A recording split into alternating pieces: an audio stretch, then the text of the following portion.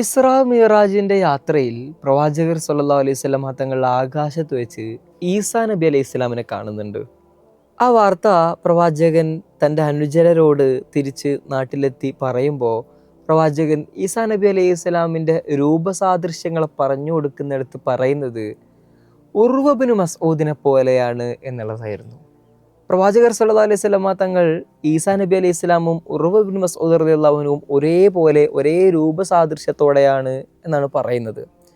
മൂസാ നബി അലൈഹി ഇസ്ലാമിനെ മറ്റൊരു ഗോത്രക്കാരുമായിട്ട് വിശേഷിപ്പിക്കുന്നുണ്ട്. ഇബ്രാഹിം നബി അലൈഹി ഇസ്ലാമും നബി സല്ലല്ലാഹു അലൈഹി വസല്ലമ തങ്ങളും ഒരുപോലെയാണ് എന്ന് പറയുന്നുണ്ട്. അതുപോലെ ജിബ്രീൽ അലൈഹി ഇസ്ലാം മനുഷ്യരൂപം സ്വീകരിച്ച് വരുന്നിടത്ത് അത് യഹ്യാഉൽ കൽബി റളിയല്ലാഹുവിനെ പോലെയാണ് തുടങ്ങി പലരെയും പല സ്വഹാബിമാരും അല്ലെങ്കിൽ പല അനുചരരുമായിട്ട് പ്രവാചകർ സല്ലല്ലാഹു അലൈഹി വസല്ലമ തങ്ങൾ രൂപസാദൃശ്യം വരുത്തി പറയുന്നുണ്ട്. ഈസാ നബി അലൈഹി ഇസ്ലാമിനെ കാണുന്നിടത്ത് ഉർവ ബിൻ മസ്ഊദിനെ പ്രവാചകൻ പറയുമ്പോൾ ആരായിരുന്നു ഉർവ ബിൻ മസ്ഊദ് എന്ന് നമുക്ക് ചരിത്രത്തിലേക്കൊന്ന് എത്തി നോക്കാം. ഇന്ന് ഉർവ ബിൻ മസ്ഊദ് റളിയല്ലാഹുവിൻ്റെ കഥയാണ്. ത്വായിഫിലെ വലിയ നേതാവായിരുന്ന മനുഷ്യനാണ് ഉർവ ബിൻ മസ്ഊദ് റളിയല്ലാഹു അൻഹു.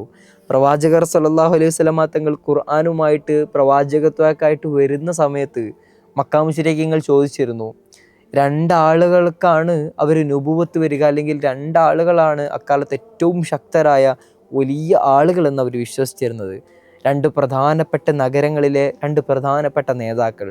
അതിലൊന്നാമത്തെ ആൾ മക്കയിലെ നേതാവായിരുന്ന വലീദ് ബിൻ മുഈറയായിരുന്നു.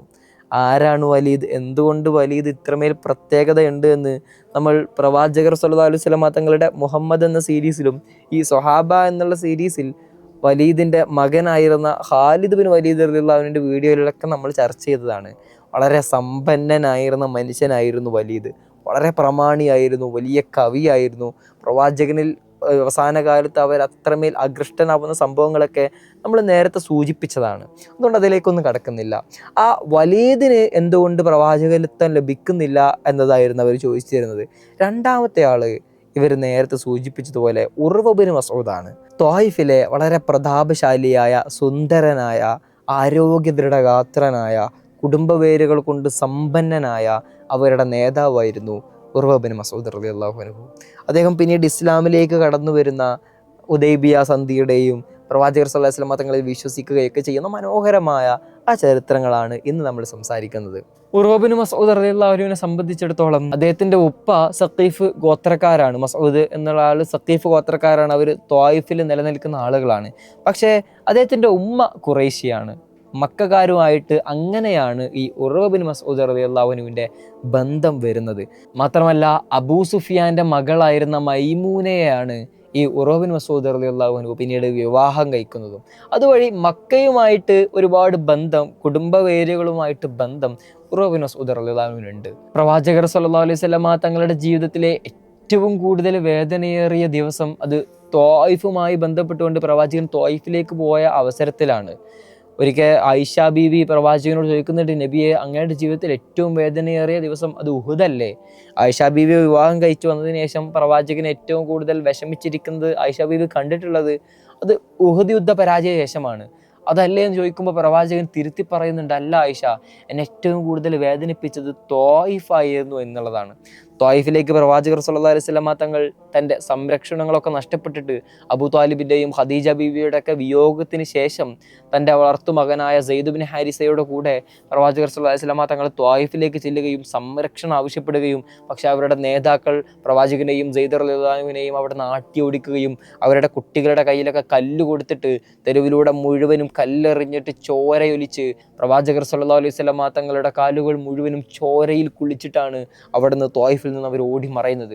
ബോധം നഷ്ടപ്പെട്ടിട്ട് പ്രവാചകർ സല്ലല്ലാഹു അലൈഹി വസല്ലമ തങ്ങൾ ഒരു മരച്ചുവട്ടി നിൽക്കുമ്പോൾ ജിബ്രീൽ അലൈഹി സ്വലാം വന്നുകൊണ്ട് ചോദിക്കുന്നുണ്ട് നബിയോട്, നബിയെ, ആ സമൂഹത്തെ മുഴുവനും രണ്ട് മലകൾക്കിടയിലിട്ടിട്ട് നശിപ്പിക്കട്ടെ എന്ന് പ്രവാചകർ സല്ലല്ലാഹു അലൈഹി വസല്ലമ തങ്ങളോട് ചോദിക്കുമ്പോൾ, വേണ്ട, അവരിൽ നിന്ന് ഒരാളെങ്കിലും നാളെ അള്ളാഹുവിൻ്റെ ദീനിന് സഹായകരമായിട്ട് വരും എന്ന് പ്രവാചകർ സല്ലല്ലാഹു അലൈഹി വസല്ലം തങ്ങൾ പറയുന്നുണ്ട്. അതേ നാട്ടിൽ നിന്നാണ് ഉർവ ബിൻ മസ്ഊദ് റളിയല്ലാഹു അൻഹു ഇസ്ലാമിലേക്ക് പിന്നീട് കടന്നു വരുന്നത് എന്നുള്ളത് മനോഹരമായ ഒരു ചരിത്ര സത്യമാണ്. ആ ചരിത്രവേളയിലൊന്നും നമ്മൾ ഉർവ ബിൻ മസ്ഊദ് റളിയല്ലാഹു അൻഹുവിനെ ആ രംഗങ്ങളുമായി ബന്ധപ്പെട്ടുകൊണ്ട് നമ്മൾ കാണുന്നില്ല. പിന്നീട് അദ്ദേഹം ഈ ചരിത്രത്തിലേക്ക് കടന്നു വരുന്നത് ഹുദൈബിയ സന്ധിയുമായി ബന്ധപ്പെട്ടുകൊണ്ടാണ്. സ്വഹാബിമാരുടെ പ്രത്യേകത വിളിച്ചോതുന്ന, സ്വഹാബിമാരുടെ ശ്രേഷ്ഠതകൾ വിളിച്ചോതുന്ന വളരെ മനോഹരമായ സംഭവമായിക്കൊണ്ട് ഉർവ ബിൻ മസ്ഊദും ഈ ഹുദൈബിയ സന്ധിയും നമ്മൾ വായിച്ചെടുക്കലുണ്ട്. കാരണം പ്രവാചകർ സ്വല്ലല്ലാഹു അലൈഹി വസല്ലമ തങ്ങളും അനുചരരും മദീനയിൽ നിന്ന് ഉംറ നിർവഹിക്കാൻ വേണ്ടിയിട്ടാണ് സത്യത്തിൽ അന്ന് മക്കയിലേക്ക് പുറപ്പെടുന്നത്. ആയുധങ്ങളൊന്നും കയ്യിലില്ല, യുദ്ധത്തിന് വേണ്ടി പുറപ്പെട്ടതല്ല.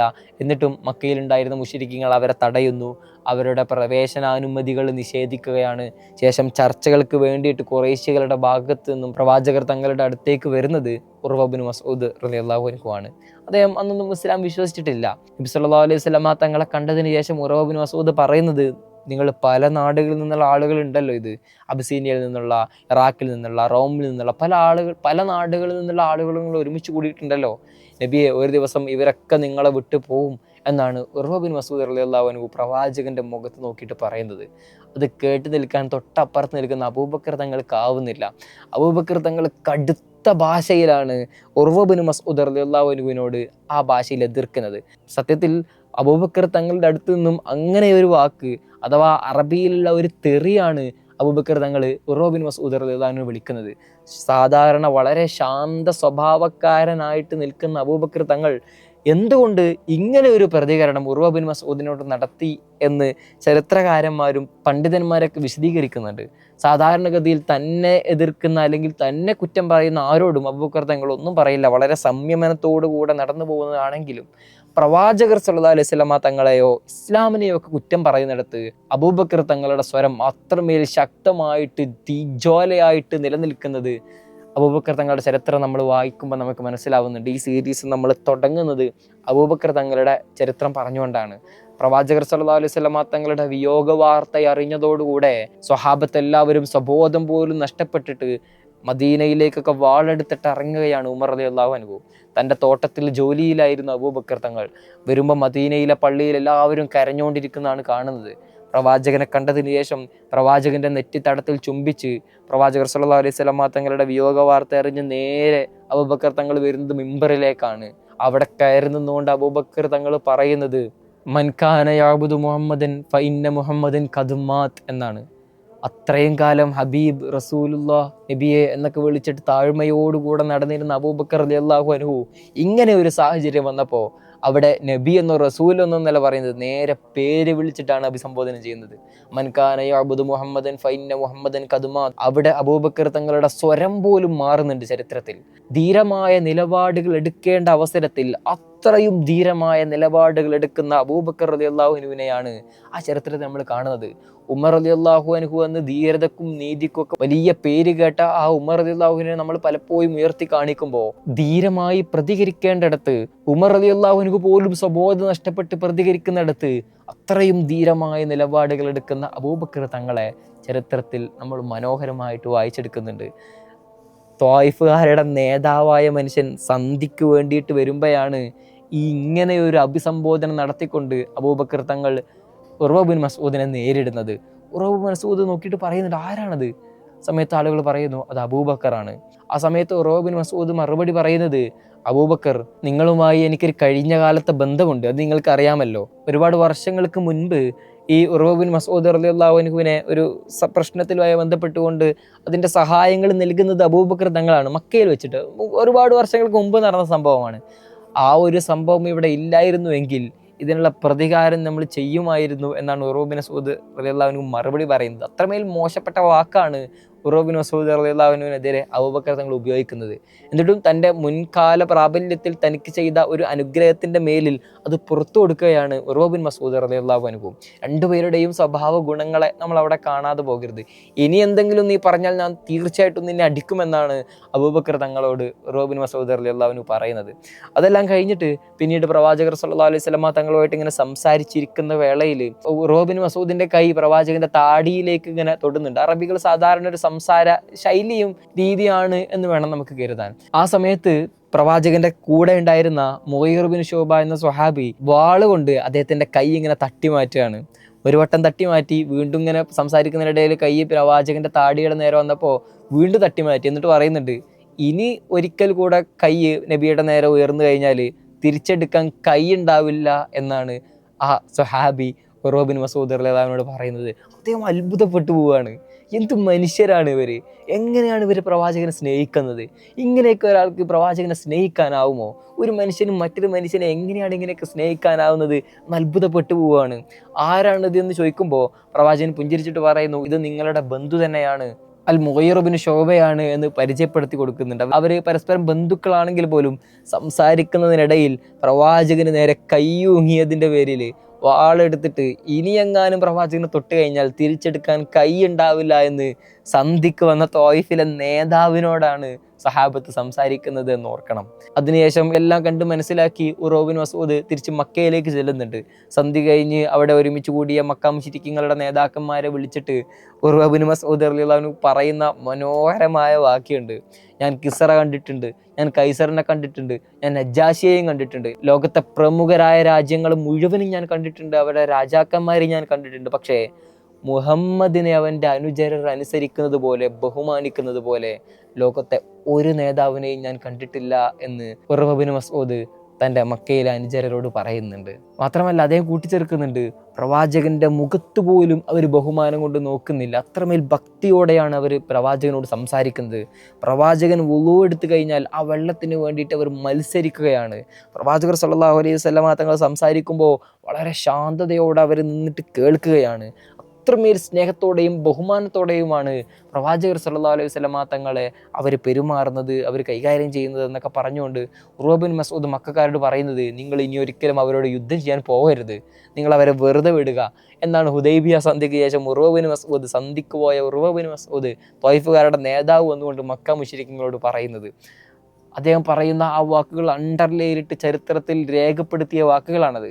ഞാൻ കിസ്റ കണ്ടിട്ടുണ്ട്, കൈസറിനെയും നജ്ജാശിയെയും കണ്ടിട്ടുണ്ട്, പക്ഷേ മുഹമ്മദിനെ അവൻ്റെ അനുചരർ അനുസരിക്കുന്നത് പോലെ ബഹുമാനിക്കുന്നത് പോലെ ഒരു നേതാവിനെയും അനുസരിക്കുന്നതോ ബഹുമാനിക്കുന്നതോ ഞാൻ കണ്ടിട്ടില്ല എന്ന് അന്ന് ചരിത്ര ദിഗന്ധങ്ങളിൽ മുഴങ്ങുന്ന സ്വഹാബത്തിൻ്റെ മനോഹരമായ സ്വഭാവ ഗുണങ്ങളെ വിശേഷിപ്പിക്കുന്ന ഒരു വാക്യമായിട്ടാണ് ചരിത്രം നമ്മെ ഓർമ്മിപ്പിക്കുന്നത്. അങ്ങനെ കാലങ്ങൾ ഒരുപാട് കഴിഞ്ഞ് ആ സമയത്തെ ഉറവ ബിൻ മസ്ഊദ് റളിയല്ലാഹു അൻഹുവിന് ഇസ്ലാമുമായിട്ടൊരു ബന്ധം അല്ലെങ്കിൽ പ്രവാചകനുമായിട്ടൊരു ബന്ധം സ്ഥാപിക്കപ്പെടുന്നുണ്ട്. അന്നൊന്നും അദ്ദേഹം ഇസ്ലാം സ്വീകരിക്കുന്നില്ല. പിന്നീട് കാലങ്ങൾ ഒരുപാട് കഴിഞ്ഞ് പ്രവാചകർ സല്ലല്ലാഹു അലൈഹി വസല്ലം തങ്ങൾ മക്കയൊക്കെ കീഴടക്കി ഫത്ഹ് മക്കയ്ക്ക് ശേഷം ത്വായിഫിനെ ഉപരോധിക്കുന്ന ഒരു സമയം വരുന്നുണ്ട്. ആ ത്വായിഫ് ഉപരോധവുമായി ബന്ധപ്പെട്ടുകൊണ്ട് ത്വായിഫ് ഉപരോധിച്ചുകൊണ്ട് ആ മുഴുവൻ നാളുകളിലൊന്നും ആ സമയത്ത് ഉറവ ബിൻ മസ്ഊദ് റളിയല്ലാഹു അൻഹു അന്ന് ത്വായിഫിലില്ല, അദ്ദേഹം ഒരു യാത്രയിലാണ്. അതിനുശേഷമാണ് ഉറവ ബിൻ മസ്ഊദ് നാട്ടിലേക്ക് തിരിച്ചെത്തുന്നതും പ്രവാചകർ സല്ലല്ലാഹു അലൈഹി വസല്ലം തങ്ങൾ ഇവിടെ വന്നിരുന്നു, ഉപരോധം ഏർപ്പെടുത്തി അവർ തിരിച്ചുപോയി എന്നുള്ള വാർത്തയൊക്കെ അദ്ദേഹം അറിയുന്നത്. പ്രവാചകർ സല്ലല്ലാഹു അലൈഹി വസല്ലം തങ്ങളുടെ നേരത്തെ സ്വഭാവ വൈശിഷ്ട്യങ്ങളൊക്കെ കണ്ട് അദ്ദേഹം ഈ നാടുകൾ മുഴുവനും കീഴടക്കുന്ന വാർത്തയൊക്കെ അറിഞ്ഞിട്ട് അദ്ദേഹം ഇസ്ലാം സ്വീകരിക്കാൻ വേണ്ടിയിട്ട് പ്രവാചകൻ്റെ അടുത്തേക്ക് മദീനയിലേക്ക് വരുന്ന മനോഹരമായ കാഴ്ചയുണ്ട്. പ്രവാചകർ സല്ലല്ലാഹു അലൈഹി വസല്ലം തങ്ങൾ അദ്ദേഹത്തെ നെഞ്ചോട് ചേർത്ത് പിടിക്കുന്നു, ഷഹാദത്ത് കലിമ ചൊല്ലിക്കൊടുക്കുന്നു. ശേഷം അദ്ദേഹം പ്രവാചകനോട് ചോദിക്കുന്നുണ്ട്, ഞാൻ എൻ്റെ ത്വായിഫിലേക്ക് തിരിച്ചു ചെല്ലട്ടെ, അവിടെ ആളുകളെ ഞാൻ ഇസ്ലാമിലേക്ക് ക്ഷണിക്കട്ടെ എന്ന് ചോദിക്കുമ്പോൾ പ്രവാചകൻ അദ്ദേഹത്തോട് പറയുന്നുണ്ട്, വേണ്ട, അവർ നിങ്ങളെ കൊന്നുകളയുമെന്നതാണ്. ആ സമയത്ത് അദ്ദേഹം മറുപടി പറയുന്നുണ്ട്, ഞാൻ അവരുടെ നേതാവാണ്, അവരുടെ മക്കളേക്കാൾ അവരെന്നെ സ്നേഹിക്കുന്നുണ്ട്, അവർക്ക് എന്നെ എങ്ങനെ കൊന്നുകളയാനാകും എന്നതാണ്. പ്രവാചകർ സല്ലല്ലാഹു അലൈഹി വസല്ലം തങ്ങൾ നുബുവത്തിന് ശേഷം വറഖത്ത് ബിൻ നൗഫലിൻ്റെ അടുത്തേക്ക് ചെല്ലുമ്പോൾ വറഖത്ത് ബിൻ നൗഫൽ ചോദിക്കുന്ന അതേ ചോദ്യമാണിത്, എന്നെ ഒരു ദിവസം ഈ നാട്ടുകാർ പുറത്താക്കും. ആ സമയത്ത് പ്രവാചകൻ പറയുന്നുണ്ട്, അവരെങ്ങനെ എന്നെ പുറത്താക്കും, ഞാൻ അവരുടെ അൽ അമീനാണ്, അത്രയും വിശ്വസ്തനാണ്, എന്നെ അവരൊരിക്കലും പുറത്താക്കില്ല എന്നതൊക്കെയാണ് പ്രവാചകർ സല്ലല്ലാഹു അലൈഹി വസല്ലം തങ്ങൾ പറയുന്നത്. അതുപോലെയാണ് ഈ ത്വായിഫിലേക്ക് പോകാനിരിക്കുന്ന സമയത്ത് ഉറവ ബിൻ മസ്ഊദ് റളിയല്ലാഹു അൻഹു പറയുന്നത്. പക്ഷേ പ്രവാചകർ സല്ലല്ലാഹു അലൈഹി വസല്ലം തങ്ങൾ ഈ ഉറവ ബിൻ മസ്ഊദിൻ്റെ നിർബന്ധത്തിൽ വഴങ്ങിയിട്ട് അദ്ദേഹത്തെ സമ്മതിക്കുന്നുണ്ട്. ത്വായിഫുകാരുടെ സ്വഭാവം എന്താണെന്ന് പ്രവാചകൻ നന്നായിട്ട് അറിയാം, അതൊക്കെ കൊണ്ടാണ് പ്രവാചകൻ അങ്ങനെ പറയുന്നത്. അങ്ങനെ ഉറവ ബിൻ മസ്ഊദ് റളിയല്ലാഹു അൻഹു ത്വായിഫിലേക്ക് ചെല്ലുന്നു. അവിടുത്തെ ആളുകളോട് മുഴുവനും ഇസ്ലാമിലേക്ക് ക്ഷണിക്കുകയും അവരോട് ആദ്യം സലാം പറയുകയും, എന്തുകൊണ്ട് ഇന്ന് സലാം മാറിയെന്ന് ചോദിക്കുമ്പോൾ ഞാൻ മുസ്ലിം ആയിട്ടുണ്ട്, പ്രവാചകനിൽ വിശ്വസിച്ചിട്ടുണ്ട് എന്ന കാര്യം അവരോട് അറിയിക്കുകയൊക്കെ ചെയ്യുന്നുണ്ട്. ആ സമയത്ത് അവർ ഒരുപാട് മുന്നറിയിപ്പുകൾ തങ്ങളുടെ നേതാവിന് നൽകുന്നുണ്ട്, അവർ സ്വീകരിക്കുന്നില്ല. അടുത്ത ദിവസം സുബ്ഹ് നമസ്കാരത്തിന് വേണ്ടി ഒരുമിച്ച് കൂടാൻ വേണ്ടിയിട്ട് തൻ്റെ വീടിൻ്റെ മേൽക്കൂരയിൽ കയറിയുന്നുകൊണ്ട് ഉറവ ബിൻ മസ്ഊദ് റളിയല്ലാഹു അൻഹു ബാങ്ക് വിളിക്കുകയാണ്. ആ സമയത്ത് അമ്പുകൾ എയ്തിട്ട് ഉറവ ബിൻ മസ്ഊദ് റളിയല്ലാഹു അൻഹുവിനെ ആ നാട്ടുകാർ കൊന്നുകളയുന്ന കാഴ്ചയാണ് നമ്മൾ കാണുന്നത്. ആ സമയത്ത് മരണവെപ്രാളത്തിൽ കിടക്കുന്ന വേളയിൽ ഉറവ ബിൻ മസ്ഊദ് പറയുന്നുണ്ട്, ഞാൻ ഷഹീദാണ്, അള്ളാഹുവിൻ്റെ മാർഗത്തിൽ പോരാടി മരിക്കുന്നത് പോലെയാണ് ഞാനിപ്പോൾ മരിക്കുന്നത്, എന്നെ നിങ്ങൾ ഈ ത്വായിഫിലല്ല, തൊട്ടപ്പുറത്ത് പ്രവാചകൻ രക്തസാക്ഷികളെ മറവ് ചെയ്ത് അവിടെ എന്നെ കൊണ്ടുപോയി മറവ് ചെയ്യണമെന്ന് ഉർവ ബിൻ മസ്ഊദ് തൻ്റെ അനുയായികളോട് പറയുന്നുണ്ട്. അങ്ങനെ അദ്ദേഹം ഈ ലോകത്തോട് വിട പറയുന്നു. ഷഹീദായിക്കൊണ്ട് തന്നെ വിട പറയുകയാണ്. അദ്ദേഹത്തിൻ്റെ മരണവാർത്ത അറിഞ്ഞ ഉടനെ പ്രവാചകർ സല്ലല്ലാഹു അലൈഹി വസല്ലമ തങ്ങൾ തൻ്റെ അനുചരരോട് പറയുന്നത്, സൂറത്ത് യാസീനിൽ പരാമർശിക്കപ്പെട്ട ആ യുവാവിനെ പോലെയാണ് ഉർവ ബിൻ മസ്ഊദും അള്ളാഹുവിലേക്ക് വിടവാങ്ങുന്നത്. സൂറത്ത് യാസീനിൽ പരാമർശിക്കപ്പെട്ട റജുൽ എന്നുദ്ദേശിക്കുന്ന ഹബീബിൻ നജ്ജാർ ഇതുപോലെയുള്ള ഒരു ജീവിത സാഹചര്യത്തിലൂടെയാണ് കടന്നു പോകുന്നത്. ഇസ്ലാം വിശ്വസത്തിൻ്റെ പേരിൽ തൻ്റെ ഉമ്മത്തിനെ പറഞ്ഞതിൻ്റെ പേരിൽ അദ്ദേഹം കൊല ചെയ്യപ്പെടുകയാണ്. അതുപോലെ തന്നെയാണ് മക്കയിലുണ്ടായിരുന്ന അല്ലെങ്കിൽ അറേബ്യയിലുണ്ടായിരുന്ന ശക്തനായ ഒരു നേതാവ് എന്ന നിലക്ക് അദ്ദേഹം ഇസ്ലാം പറഞ്ഞതിൻ്റെ പേരിൽ അദ്ദേഹം തൻ്റെ അനുയായികൾ അല്ലെങ്കിൽ തൻ്റെ നാട്ടുകാരാൽ അദ്ദേഹം ക്രൂശിക്കപ്പെടുകയും കൊല ചെയ്യപ്പെടുകയൊക്കെ ചെയ്യുകയാണ്. സൂറത്ത് യാസീനിലെ യുവാവിനെ പോലെയാണ് എന്ന് പ്രവാചകർ സല്ലല്ലാഹു അലൈഹി വസല്ലം തങ്ങൾ ഉർവ ബിൻ മസ്ഊദ് റളിയല്ലാഹുവിനെ കുറിച്ച് പറയുകയാണ്. അല്ലാഹു സുബ്ഹാനഹു വ തആല ഇത്തരം മഹാന്മാരോട് കൂടെ നാളെ അവൻ്റെ ജന്നാത്തിൽ നമ്മെ ഒരുമിച്ച് കൂട്ടുമാറാകട്ടെ എന്ന് പ്രാർത്ഥിക്കുന്നു. നാളെ ഇതേ സമയത്ത് മറ്റൊരു മനോഹരമായ കഥയുമായിട്ട് നമുക്ക് വീണ്ടും ഇരിക്കാം എന്ന് പറഞ്ഞുകൊണ്ട് അവസാനിപ്പിക്കുകയാണ്. വാഖിറു ദഅ്വാനാ അൽഹംദുലില്ലാഹി റബ്ബിൽ ആലമീൻ. അസ്സലാമു അലൈക്കും വറഹ്മത്തുള്ളാഹി.